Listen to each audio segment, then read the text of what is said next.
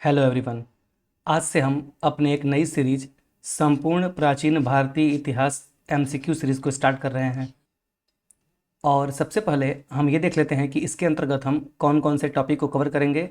तो सबसे पहला हमारा टॉपिक है ऐतिहासिक स्रोत एवं प्रागैतिहासिक काल, इससे संबंधित प्रश्नों को सॉल्व करेंगे। दूसरे टॉपिक के अंतर्गत हम सिंधु घाटी या फिर हड़प्पा सभ्यता से संबंधित प्रश्नों को करेंगे। हमारा तीसरा टॉपिक होगा वैदिक एवं महाजनपद काल। और चौथा टॉपिक होगा 6ठी शताब्दी ईस्वी पूर्व का धार्मिक आंदोलन। उसके बाद पांचवें टॉपिक के अंतर्गत हम लोग मौर्य एवं मौर्योत्तर काल से संबंधित प्रश्नों को सॉल्व करेंगे। और छठे टॉपिक के अंतर्गत गुप्त एवं गुप्तोत्तर काल से संबंधित प्रश्नों को सॉल्व करेंगे। उसके बाद सातवें टॉपिक के रूप में हम पूर्व मध्यकाल, जिसका टाइम पीरियड 800 से 1200 ईस्वी तक है। और उसके बाद उत्तर भारत राजपूत काल से संबंधित प्रश्नों को सॉल्व करेंगे। और अंत में संगम काल से संबंधित प्रश्नों को सॉल्व करेंगे।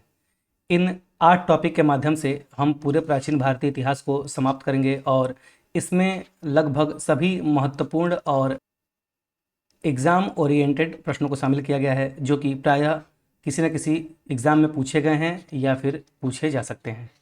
तो चलिए बिना किसी देरी की शुरुआत करते हैं अपने पहले टॉपिक के पहले भाग के साथ। हमारा सबसे पहला टॉपिक है ऐतिहासिक स्रोत एवं प्रागैतिहासिक काल, और इसके अंतर्गत यह हमारा पहला भाग है। हम इसको लगभग 3 या 4 भागों में पूरे टॉपिक को समाप्त करेंगे। प्रश्न है, भारत के नामकरण के संदर्भ में भारतवर्ष का उल्लेख किस ग्रंथ में मिलता है? ऑप्शंस हैं अष्टाध्यायी में, अर्थशास्त्र में, आर्यभट्टियम में या फिर आचारांग सूत्र में। इस प्रश्न का सही आंसर होगा ऑप्शन ए। भारत के नामकरण के संदर्भ में भारतवर्ष का उल्लेख अष्टाध्यायी में मिलता है। अष्टाध्यायी की रचना किसने की थी? पाणिनि ने। तो ये नाम भी ध्यान रखेंगे। अगर अर्थशास्त्र की बात करें तो इसकी रचना चाणक्य ने की थी। चाणक्य का अन्य नाम विष्णुगुप्त भी है, तो इस नाम को भी आप लोग ध्यान रखेंगे। आर्यभट्टियम की रचना आर्यभट्ट के द्वारा की गई थी। निम्नलिखित में से किसका निवास स्थान होने के कारण भारत का नाम आर्यावर्त पड़ा? ऑप्शंस हैं भरत, द्रविड़, आर्य या फिर दुष्यंत। इस प्रश्न का सही आंसर होगा ऑप्शन सी। आर्यों के निवास स्थान होने के कारण ही भारत का नाम आर्यावर्त पड़ा था। आर्य का मतलब क्या होता है? आर्य का मतलब एक जाति से लगाया जाता है जिसका अर्थ होता है श्रेष्ठ जाति। दिए गए निम्नलिखित कथनों पर विचार कीजिए। पहला कथन है कि भारत का नामकरण ऋग्वैदिक काल के प्रमुख जन भरत के नाम पर किया गया। दूसरा कथन है भारत को जम्बू द्वीप का एक भाग भी माना जाता है। और हमें उपरोक्त में से कौन से कथन सही हैं उसके अनुसार अपने आंसर को चूज करना है। सबसे पहले कथन की बात करते हैं कि भारत का नामकरण ऋग्वैदिक काल के प्रमुख जन भरत के नाम पर किया गया था। तो ये बात बिल्कुल सही है। तो इस प्रकार से पहला कथन क्या हो जाएगा? पहला कथन सही हो जाएगा। दूसरा कथन है भारत को जम्बू द्वीप का एक भाग भी माना जाता है। तो ये कथन भी बिल्कुल सही है। इस प्रकार से दूसरा कथन भी सही हो जाएगा। आप लोगों ने सुना भी होगा जम्बू द्वीपे भारत खंडे, ऐसे कुछ एक दोहा या फिर वाक्य है। तो दूसरा ऑप्शन भी सही है। इस प्रकार से सही आंसर की बात करें तो option C is the right answer. कथन 1 और 2 दोनों सही हैं। पुरातात्विक विधा का अभिप्राय है। ऑप्शंस हैं सिक्कों का अध्ययन, शिलालेखों का अध्ययन, महाकाव्यों का अध्ययन या फिर भूगोल का अध्ययन। इसका सही आंसर होगा ऑप्शन बी। शिलालेखों का अध्ययन पुरातात्विक विधा का एक भाग है या फिर पुरातात्विक विधा के अंतर्गत शिलालेखों का अध्ययन किया जाता है। सिक्कों के अध्ययन को क्या कहते हैं? न्यूमिस्मैटिक्स।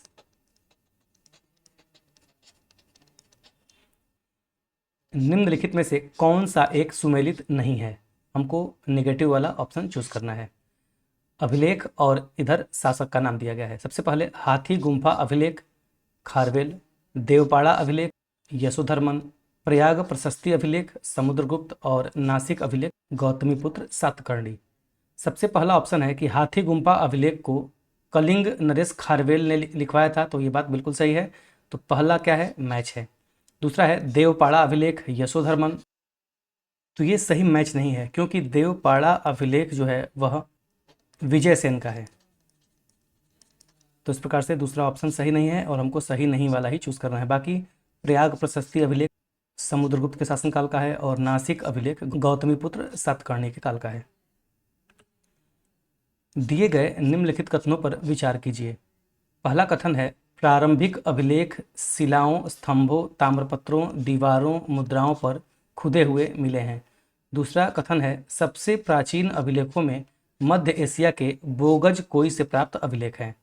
हमें इन दोनों कथनों के माध्यम से सही आंसर को चूज करना है। सबसे पहले कथन की बात करते हैं कि प्रारंभिक अभिलेख शिलाओं, स्तंभों, ताम्रपत्रों, दीवारों और मुद्राओं पर खुदे हुए मिले हैं। ये बात बिल्कुल सही है, क्योंकि पहले के अभिलेख इन्हीं कठोर सतहों पर लिखवाए जाते थे ताकि काफ़ी दिनों तक बने रहें।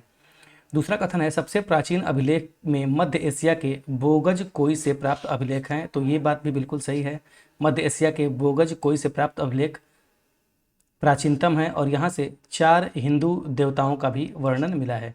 तो इस प्रकार से कथन 1 और कथन 2 दोनों सही हैं। तो सही आंसर क्या होगा? ऑप्शन सी, पहला और दूसरा दोनों सही है। निम्नलिखित में से किसने खरोष्टी लिपि को पढ़ा? ऑप्शन हैं Priyadarshi, Colin McKenzie, Alexander Cunningham या फिर जेम्स प्रिंसेप ने। इसका सही आंसर होगा ऑप्शन डी, जेम्स प्रिंसेप ने सबसे पहले खरोष्टी लिपि को पढ़ा था। दिए गए निम्नलिखित कथनों पर विचार कीजिए। पहला कथन है देवनागरी लिपि बाएं से दाएं लिखी जाती है। दूसरा कथन है देवनागरी का विकास आरामाइक लिपि से हुआ है। सबसे पहला कथन है कि देवनागरी लिपि बाएं से दाएं लिखी जाती है, तो ये बात बिल्कुल सही है, लेकिन देवनागरी का विकास अरामाइक लिपि से नहीं हुआ है। इस प्रकार से केवल एक कथन सही है। तो हमारा सही आंसर क्या होगा? Option A. सिक्के के अध्ययन को क्या कहा जाता है? ऑप्शंस हैं इग्रोग्राफी, एथनोग्राफी, एपिग्राफी या फिर न्यूमिस्मैटिक्स। इसका सही आंसर होगा ऑप्शन डी, सिक्कों के अध्ययन को न्यूमिस्मैटिक्स कहते हैं। निम्नलिखित में से कौन सा एक सुमेलित नहीं है? पहले कॉलम में सिक्कों का नाम दिया गया है और दूसरे कॉलम में उनके कालक्रम का। सबसे पहला है आहत सिक्के, ईसा पूर्व 6ठी शताब्दी। दूसरा है लेखयुक्त सिक्के, 2री शताब्दी ईसा पूर्व। तीसरा है दिनार, 4ठी शताब्दी में। और चौथा है जीतल, 16वीं शताब्दी में। हमको सुमेलित नहीं है वाला चुनना है, तो इसका सही आंसर होगा ऑप्शन डी, जीतल 16वीं शताब्दी का सिक्का नहीं है, बल्कि यह 13वीं शताब्दी का सिक्का है, जो कि दिल्ली सल्तनत के अंतर्गत जारी किया गया था। बाकी आहत सिक्के ईसा पूर्व 6ठी शताब्दी के हैं, लेखयुक्त सिक्के 2री शताब्दी ईसा पूर्व के हैं और दिनार 4थी शताब्दी ईसा पूर्व के। दिए गए कथनों पर विचार कीजिए। सबसे पहला कथन है भारत में प्राचीनतम सिक्कों को आहत सिक्के कहा जाता है। दूसरा स्टेटमेंट है करसार्पण एक नियमित प्रकार का सिक्का था। और तीसरा स्टेटमेंट है सिक्कों की कमी को व्यापार वाणिज्य की अवनति का सूचक माना जाता है। और हमें उपरोक्त में से कौन से कथन सत्य हैं उनको चूज करना है। सबसे पहले कथन की बात करेंगे तो भारत में प्राचीनतम सिक्कों को आहत सिक्के कहा जाता है, तो ये बात बिल्कुल सही है। तो पहला स्टेटमेंट क्या है? सही है। दूसरा स्टेटमेंट है करसार्पण एक नियमित प्रकार का सिक्का था, तो ये बात भी बिल्कुल सही है। तो दूसरा कथन भी क्या है? सही है। सिक्कों की कमी को व्यापार वाणिज्य की अवनति का सूचक भी माना जाता है, तो ये बात भी बिल्कुल सही है। अगर किसी शासक ने ज़्यादा मात्रा में सिक्के जारी नहीं किए हैं तो इसका मतलब उस समय वाणिज्य और व्यापार क्या था, वह उतना ज़्यादा अच्छी स्थिति में नहीं था। तो इस प्रकार से तीसरा स्टेटमेंट भी क्या है? सही है। हमारा सही आंसर होगा 1, 2 और 3। किसी ऑप्शन में नहीं है, यहाँ पे 3 कर लीजिए। ये तीनों कथन क्या हैं? वो सही हैं। ऋग्वेद है, ऑप्शंस हैं स्रोतों का संकलन, कथाओं का संकलन, शब्दों का संकलन या फिर युद्ध का ग्रंथ। इसका सही आंसर क्या होगा? ऑप्शन ए, ऋग्वेद स्रोतों का एक संकलन है जिसमें कुल 1028 सूक्त हैं। ऋग्वेद में प्रथम सूक्त प्रायः किस देवता को समर्पित हैं? ऑप्शन हैं अग्नि को, इंद्र को, मित्र को या फिर इनमें से कोई नहीं। इसका सही आंसर होगा ऑप्शन ए, ऋग्वेद का प्रथम सूक्त जो है वह अग्नि देवता को समर्पित है। अगर पूछा जाए ऋग्वेद में कुल सूक्तों की संख्या कितनी है, तो 1028। और ऋग्वेद के पुरोहित को क्या कहता है? होत्र। सबसे पुराना वेद कौन सा है? ऑप्शन हैं यजुर्वेद, ऋग्वेद, सामवेद या फिर अथर्ववेद। इसका सही आंसर होगा ऑप्शन बी, ऋग्वेद सबसे पुराना वेद है। और पूछा जाए ऋग्वेद में कुल मंडलों की संख्या कितनी है, तो ऋग्वेद में कुल 10 मंडल हैं। और सूक्तों की संख्या कितनी है? 1028 सूक्त हैं और इसके पुरोहित को होत्रा कहा जाता है। वहीं पूछा जाए कि यजुर्वेद के पुरोहित को क्या कहा जाता है, तो अध्वर्यु। और सामवेद के पुरोहित को क्या कहा जाता है? उद्गाता। और अथर्ववेद के पुरोहित को ब्रह्मा। ये नाम भी आप लोग ध्यान रखेंगे, एग्जाम में पूछे जाते हैं। ऋग्वेद में सबसे पवित्र किस नदी का जिक्र था? ऑप्शन हैं सरस्वती, गंगा, यमुना या फिर सिंधु। तो ऋग्वेद की बात करें तो ऋग्वेद में सबसे पवित्र नदी के रूप में सरस्वती का उल्लेख किया गया है। लेकिन अगर पूछा जाए कि ऋग्वेद में सबसे ज़्यादा बार किस नदी का प्रयोग किया गया है, तो वह है सिंधु नदी। निम्नलिखित में से किसका संकलन ऋग्वेद पर आधारित है? ऑप्शन हैं यजुर्वेद का, सामवेद का, अथर्ववेद का, या फिर इनमें से कोई नहीं। तो इसका सही आंसर होगा ऑप्शन बी, सामवेद का संकलन ऋग्वेद पर आधारित है।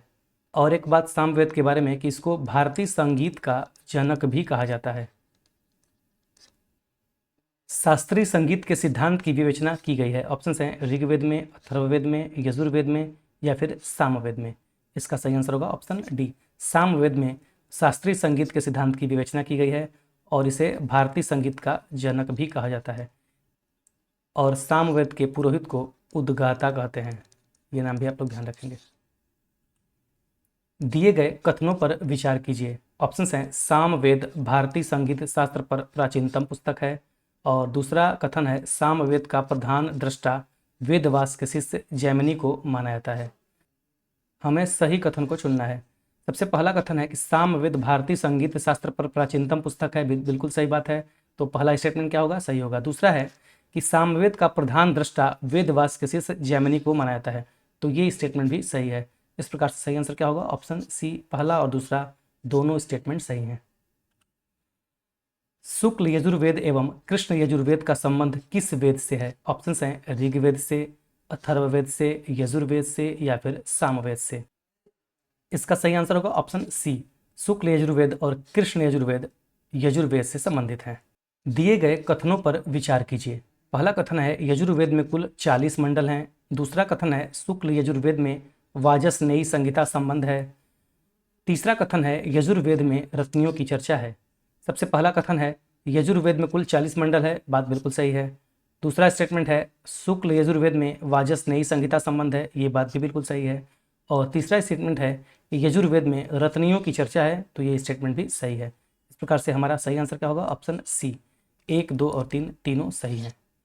किस वेद में सभा एवं समिति को प्रजापति की 2 पुत्रियां कहा गया है? ऑप्शन हैं ऋग्वेद में, सामवेद में, यजुर्वेद में, या फिर अथर्ववेद में। इसका सही आंसर होगा ऑप्शन डी, अथर्ववेद में सभा एवं समिति को प्रजापति की 2 पुत्रियां कहा गया है।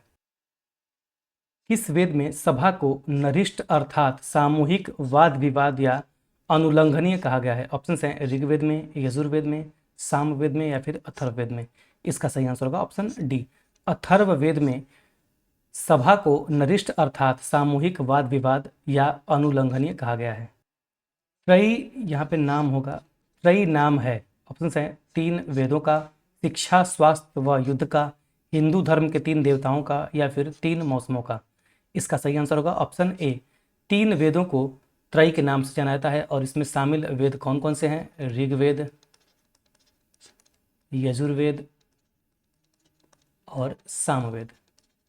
इन तीनों वेदों के समूह को ही त्रयी के नाम से जाना जाता है। आपको ध्यान देना है कि इसमें अथर्ववेद शामिल नहीं है, और यहीं से एग्जाम में प्रश्न पूछे जाते हैं। निम्न को सही सुमेलित करें। पहले सूची में वेदों का नाम दिया गया है और दूसरे सूची में उनसे संबंधित विशेष बातें। पहला है ऋग्वेद, दूसरा है यजुर्वेद, तीसरा है सामवेद और चौथा है अथर्ववेद। सबसे पहले अगर ऋग्वेद की बात करें तो ऋग्वेद क्या है? स्रोतों एवं प्रार्थनाओं का संकलन है। तो ए का क्या होगा? ए का चौथा, यहाँ पे 4 होगा, यहाँ पे 1, 2, 3 और 4। यजुर्वेद की बात करें तो यजुर्वेद में स्रोत एवं कर्मकांड शामिल हैं, तो बी का क्या होगा? बी का दूसरा। तो ए का चौथा, बी का दूसरा।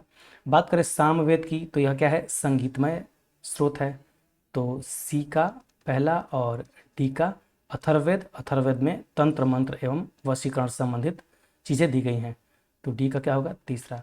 4, 2, 1, 3 कूट के हिसाब से आंसर कर लेते हैं। 4, 2, 1, 3, 4, 2, 1, 3 पहला ऑप्शन ही हमारा सही हो जाएगा। तो आज के लिए बस इतना ही। अगर वीडियो पसंद आता है तो जितना हो सके इसको दोस्तों के साथ शेयर करें, अपने स्टडी ग्रुप में शेयर करें, और वीडियो को लाइक करके चैनल को सब्सक्राइब जरूर करें। मिलते हैं अगले वीडियो में इसके अगले पार्ट के साथ। Thank you.